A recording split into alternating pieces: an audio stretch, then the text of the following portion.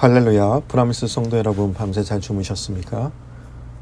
평안한 밤을 보내게 하시고 새날을 주신 하나님께 감사드리며 우리 모두 다 같이 찬송가 96장, 통일 찬송가 94장, 예수님은 누구신가 찬송을 부르시겠습니다.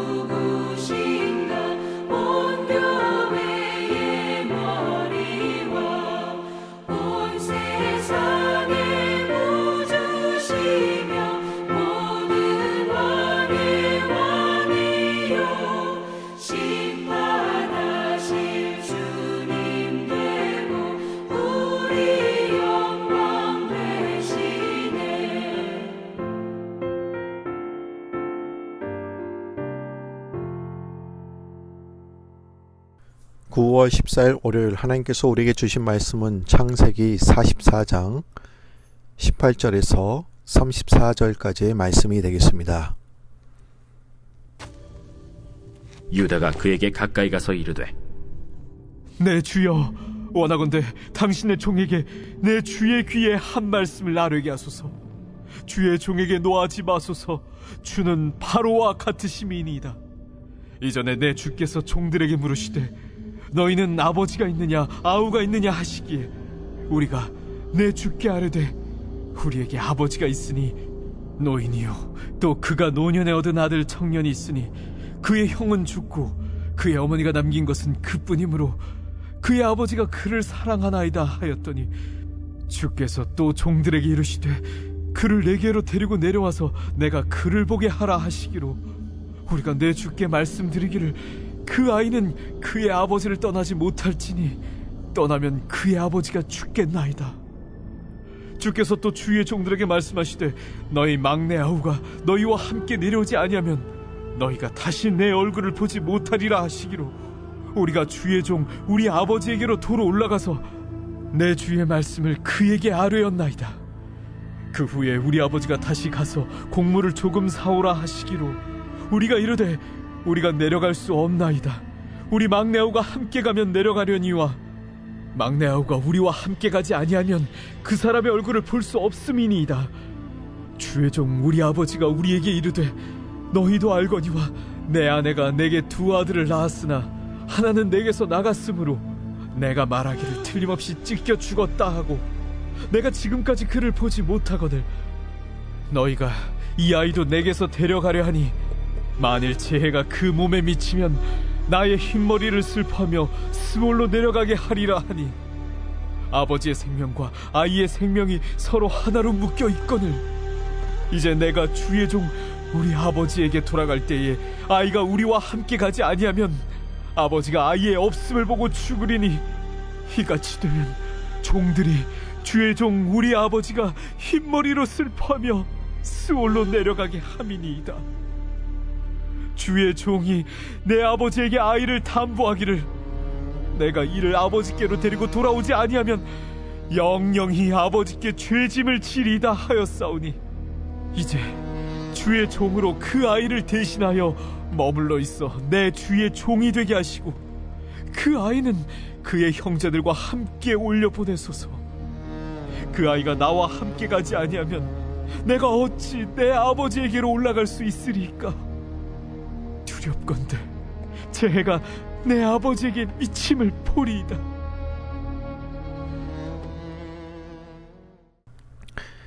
요셉의 형들은 아무런 영문도 모른 채 계속해서 생각지도 못했던 어려운 일을 겪고 있습니다. 한 가지가 해결되었는가 했더니 또 한 가지 문제가 생긴 것이지요. 그런데 사실 요셉은 형들을 테스트하기 위해서 자꾸만 지금 문제를 던지고 있는 것입니다. 하나님께서는 요셉을 통해서 형들을 시험하고 있어요. 우리는 인생길을 가면서 또는 믿음의 길을 가면서 계속해서 크고 작은 일들을 만나게 됩니다. 그럴 때 하나님께서 나를 보고 계시고 시험하신다는 사실을 우리는 잊지 말아야 합니다. 나는 단지 내 앞에 벌어진 일에만 신경을 쓰고 그 문제만 해결하려고 하는데 사실은 하나님께서 내 삶과 믿음을 시험하고 훈련하고 계신 것이지요. 하나님은 지금 요셉의 형들에게 막힌 것을 풀라고 지금 요구하고 계십니다. 요셉과의 막힌 관계와 아버지 야곱과의 관계, 그리고 하나님과의 막힌 관계를 풀라고 하십니다. 요셉은 형들을 괴롭히려고 원수를 갚으려고 이렇게 하는 것이 아니라 회개의 열매를 보고 한시라도 빨리 형들과의 관계를 회복하기를 원했던 것이지요. 마찬가지로 하나님이 우리들을 시험하시고 어려움을 주시는 것이 우리 보고 힘든 게 뭔지 경험하라고 주신 것이 아닌 우리를 단련시키시고 회복시키기 위함이라는 것을 우리는 깨달아야 합니다.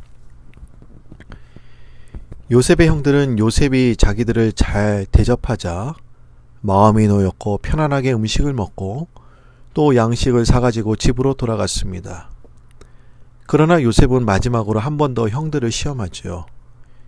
이번에도 몰래 형들의 곡식 자루에 돈을 다시 넣었고 그리고 특별히 베냐민의 자루에 요셉이 아끼는 은잔을 넣은 후에 그들을 내보내게 되지요. 그들은 가족을 위해 양식을 사러 왔다가 두 번씩이나 어려움을 당하게 되었습니다. 그것도 계속 베냐민 때문에 문제가 생겼던 것이죠. 베냐민은 야곱이 가장 사랑하고 아끼는 아들이었습니다. 요셉이 아는 형들은 시기와 질투가 많은 사람들이었죠. 이미 음식을 먹을 때 베냐민에게 최고의 대접을 하면서 형들을 살펴보았지만 이제 마지막으로 형들의 변화를 시험하려고 한 것입니다. 오늘 본문을 보시면 왜 요셉은 이렇게 베냐민에게 죄를 씌우고 있는가 한번 살펴볼 필요가 있습니다. 왜 그렇게 했을까요? 요셉은 형들에게서 무엇을 보기를 원했던 것이었을까요? 하나님은 요셉을 통해서 그들에게서 무엇을 보기를 원했던 것일까요? 요셉은 그리고 하나님은 형들에게서 세 가지를 보기를 원했습니다. 첫째로, 어려운 일을 겪을 때 다른 사람에게 핑계하고 책임을 전가하는가, 아니면 대신 책임을 지려고 하는가, 이것을 보기 원했던 것이죠. 그런데 형들이 이것은 내 책임이다 라고 한다면 아직 변화되지 않은 것입니다. 둘째로, 형제가 잘못과 실수를 저질렀을 때 공격하고 비난하는가, 아니면 서로 감싸고 이해하려고 하는가. 만약에 잘못한 형제에게 너는 왜 그런 실수를 저질러서 모든 사람을 힘들게 하느냐라고 했다면 아직 변화되지 않은 것이지요.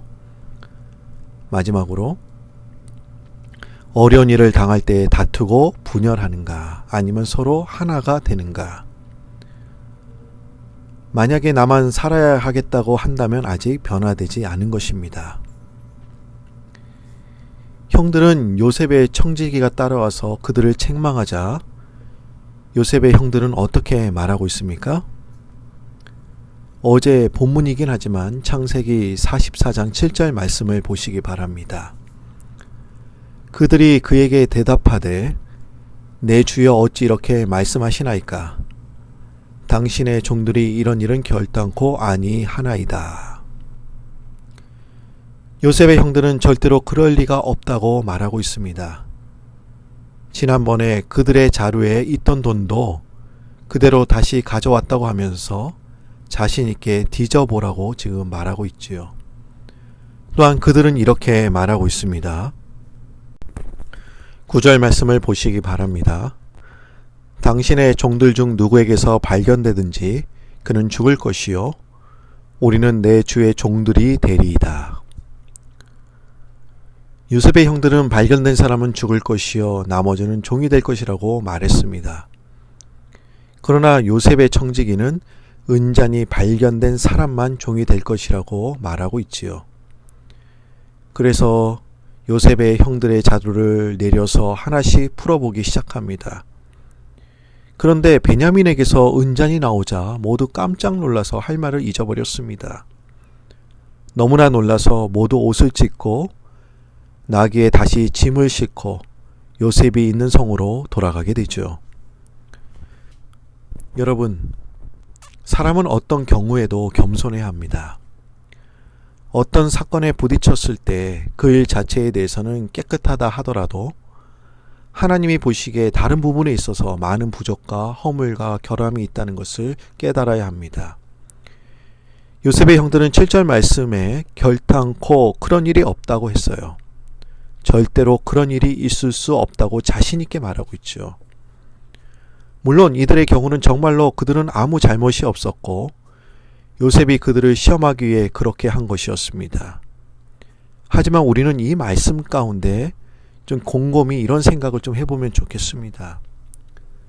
하나님 앞에서 정말 나는 아무런 잘못도 없는 것인가? 혹시 내가 잘못을 저지르고서도 깨닫지 못하고 알지 못한 것은 아닐까? 나는 옳다고 생각하고 말하고 행동했는데 사실은 틀리지는 않았는가? 나는 하나님을 위해서 올바른 방법으로 정당하게 일했는데 그 과정에서 혹 다른 사람에게 상처를 주거나 손해를 끼치지는 않았는가? 열심히 일하다가 덕을 세우지 못한 일은 없었는가? 우리가 좀 이런 질문을 우리 스스로 해볼 필요가 있지요. 여러분, 우리는 항상 하나님과 사람 앞에서 겸손해야 합니다.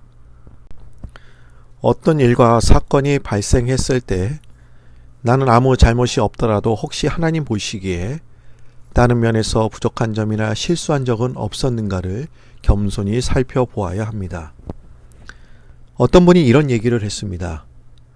정직하지 못한 사람이 자신은 깨끗하다고 큰 소리를 친다. 이 말은 다른 일들에는 정직하고 깨끗하지 못하지만 그 일만은 깨끗하니까 큰 소리를 친다는 것이죠. 그러나 다른 일에는 더 정직하지 못한 경우가 많습니다. 진정한 믿음의 사람은 자신의 삶 전체를 보기 때문에 결단코 맹세하면서 말하지 않습니다. 믿음의 사람은 어떤 일이 있을 때 항상 나와 그 일 또는 나와 그 사람의 관계만 생각하지 않고 나와 하나님과의 관계를 생각하고 겸손히 자신을 돌아봅니다. 요셉은 다시 돌아온 형들에게 어떻게 이럴 수가 있느냐고 하면서 크게 책망을 하죠. 그러자 유다가 나서서 이렇게 대답을 합니다. 16절 말씀을 보시기 바랍니다. 유다가 말하되 우리가 내 주께 무슨 말을 하오리이까? 무슨 설명을 하오리이까? 우리가 어떻게 우리의 정직함을 나타내리이까? 하나님이 종들의 죄악을 찾아내셨으니 우리와 이 잔이 발견된 자가 다 내 주의 노예가 되겠나이다. 지금 유다는 하나님이 종들의 죄악을 찾아내셨다 이렇게 얘기하고 있어요. 확실한 증거가 있으니까 어떻게 더 이상 할 말이 없다 이렇게 지금 말하고 있습니다. 그 잔이 발견된 베냐민뿐만 아니라 모두가 그 일에 책임을 지고 벌을 받겠다 이렇게 말하고 있습니다. 여러분, 유다는 이 일이 하나님이 하셨다는 것을 깨달았습니다. 그들은 이 일에 대해서는 정말로 잘못한 것이 없이 깨끗하고 정직했죠. 그렇지만 이 일을 통해서 그는 하나님 앞에서 자신의 죄를 깨닫게 되었습니다. 하나님께서 지난날 자신들의 죄악을 찾아내셔서 묻고 계신다는 것을 깨닫게 되었습니다. 그래서 아무 변명도 하지 않고 그대로 달게 벌을 받기로 결심한 것이지요. 우리는 지난날에 회개하지 않는 죄와 잘못을 찾아내고 기억해낼 수 있어야 합니다. 자기 자신은 까맣게 잊어버리고 또는 알면서도 그냥 오랫동안 덮어두고 있었던 것들을 찾아내서 해결해야 합니다. 하나님 앞에서는 단 한 가지라도 작은 것이라도 그냥 지나칠 수가 없습니다. 요셉은 유다가 모든 형제가 다 종이 되겠다는 말에 그럴 수 없다고 하면서 베냐민만 남으면 된다고 말하고 있지요. 이것은 다시 형들의 사랑을 확인하기 위해 시험하는 것이죠. 그러자 유다는 어떻게 말하고 있습니까? 더 강력하게 자신이 책임지겠다 이렇게 이야기를 하고 있어요. 오늘 본문 말씀 33절 말씀을 한번 보시기를 바랍니다. 어떻게 말하고 있는지. 이제 주의 종으로 그 아이를 대신하여 머물러 있어 내 주의 종이 되게 하시고 그 아이는 그의 형제들과 함께 올려 보내소서. 여러분, 오늘 본문을 보시면 유다는 요셉에게 지금까지 되어진 일들을 자세하게 설명을 하고 있죠. 그러면서 왜 자기가 베냐민 대신 남으려고 했는가, 왜 그렇게 해야만 하는가의 이유를 설명하고 있죠. 요셉은 죽고 아버지는 베냐민만 바라보고 살았기 때문에 요셉이 막내 동생을 데리고 오라고 했는데도 쉽게 오지 못했다는 것을 설명합니다. 이제 곡식을 사야 하기 때문에 아버지를 설득해서 억지로 왔다는 것을 또한 얘기하고 있죠. 베냐민을 데리고 오지 못할 경우가 생기면 자기가 대신 남고 베냐민은 반드시 돌려보내겠다고 약속했다는 것입니다. 여기서 유다는 잘못이 발견된 베냐민을 한 마리도 책망하거나 정죄하거나 비난하지 않습니다. 오히려 그를 살리기 위해서 자신을 희생하겠다고 합니다. 그리고 그들은 잔이 발견된 베냐민에게만 책임을 지우지 않고 모두 함께 그 일에 공동 책임을 지겠다고 나섭니다. 여러분, 이것이 진정한 회개의 모습이지 않습니까? 한 개인이 고통에 빠졌든지 한 공동체가 고통에 빠졌든지 하나님은 우리가 함께 책임을 지고 함께 고통당하는 모습을 보기 원하십니다. 남의 잘못과 죄악도 내가 책임을 지는 모습을 또한 보기 원하세요. 이런 사랑으로 하나 되고 서로 섬길 때 우리는 어려움을 이길 수가 있는 것이지요. 여러분, 회개는 말로만 하는 것이 아니며 구체적으로 그 삶이 달라져야 합니다. 누가복음 19장에서 삭개오는 예수님을 만나게 되지요. 그리고 예수님을 만난 후에 구체적인 회개의 모습을 보이게 됩니다. 재산의 반을 가난한 사람들에게 나눠주고 부정한 방법으로 빼앗은 것은 4배로 갚겠다 이렇게 말하고 있습니다. 그런데 예수님께서 삭개오에게 뭐라고 말씀하셨습니까? 오늘 구원이 이 집에 이르렀다 이렇게 말씀하고 계시죠. 여러분, 자신은 아무 잘못도 하지 않았지만 사랑으로 다른 사람의 잘못을 대신 책임지고 고통에 빠진 다른 사람을 살게 하기 위해 대신 그 짐을 짓는 것이 또한 예수님을 닮아가는 모습이기도 합니다. 여러분, 유다를 중심으로 요셉의 형들은 정말로 달라졌습니까? 제가 초반부에 3가지 질문을 드리지 않았습니까? 이 질문을 다시 한번 봤으면 좋겠어요. 첫째로, 어려운 일을 겪을 때 다른 사람에게 핑계하고 책임을 전가했는가? 아니면 대신 책임을 졌는가? 과연 유다는 어땠습니까? 유다는 베냐민의 잘못을 대신 책임지려 했지요. 둘째로, 형제가 잘못과 실수를 저질렀을 때 공격하고 비난했습니까? 아니면 서로 감싸고 이해했습니까? 유다뿐만 아니라 모든 형제들이 아무도 베냐민을 비난하거나 정죄하지 않았습니다. 마지막으로 어려운 일을 당할 때 다투고 분열했습니까? 아니면 서로가 하나가 되었습니까? 형들은 서로 다투지 않았고 한마음으로 함께 책임을 지려고 했습니다. 우리는 3가지의 질문을 통하여 유다를 중심으로 요셉의 형들이 정말로 달라졌음을 우리는 눈으로 확인할 수가 있습니다. 여러분, 이렇게 달라져야 하나님께서 기뻐하십니다. 여러분은 오늘 말씀에 나오는 요셉의 형들처럼 이전의 잘못을 회개하고 내 잘못이 아니더라도 그 잘못을 남에게 돌리는 것이 아닌 내일처럼 생각하며 살아갈 때 가정이 변화되고 공동체가 변화되고 또한 이 세상이 변화되는 줄 믿습니다. 그 삶의 주인공이 되시는 우리 프라미스 성도님들이 되시기를 주님의 이름으로 축원드립니다. 하나님 아버지, 이번 한 주간 말씀으로 시작하게 하심을 감사드립니다. 오늘 말씀을 통하여 진정한 회개의 모습을 보게 하시고 회개에 합당한 열매가 무엇인지 깨닫게 하여 주시니 감사합니다. 하나님, 유다처럼 어떤 일이 생겼을 때 그 일에 앞장서서 책임을 지는 사람이 되게 하여 주시고 설령 내 잘못이 아니더라도 그것을 남의 탓으로 돌리며 비난하며 손가락질하지 않도록 도와주옵소서.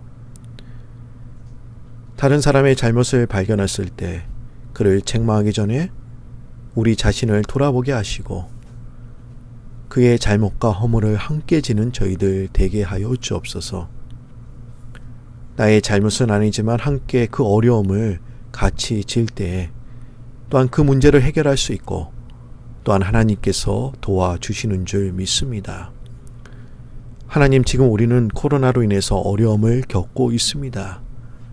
그리고 지금 코로나 사태가 소강 상태에 있습니다. 곧 백신이 나온다는 낙관적인 이야기도 있지만 제2차 코로나 웨이브로 내년 그리고 평생 이렇게 갈 수 있다는 비관적인 이야기도 나오고 있습니다.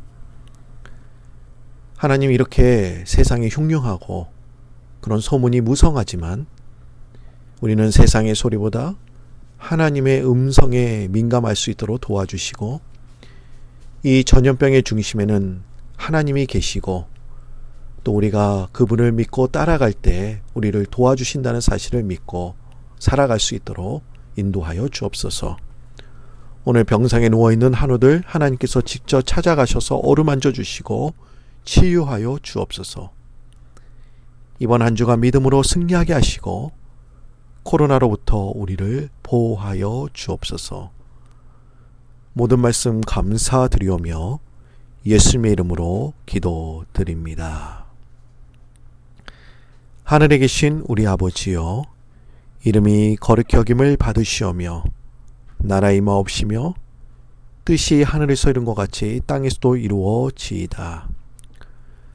오늘날 우리에게 일용할 양식을 주옵시고 우리가 우리에게 죄진 자를 사하여 준 것 같이 우리 죄를 사하여 주옵시고 우리를 시험에 들게 하지 마옵시고 다만 악에서 구하옵소서.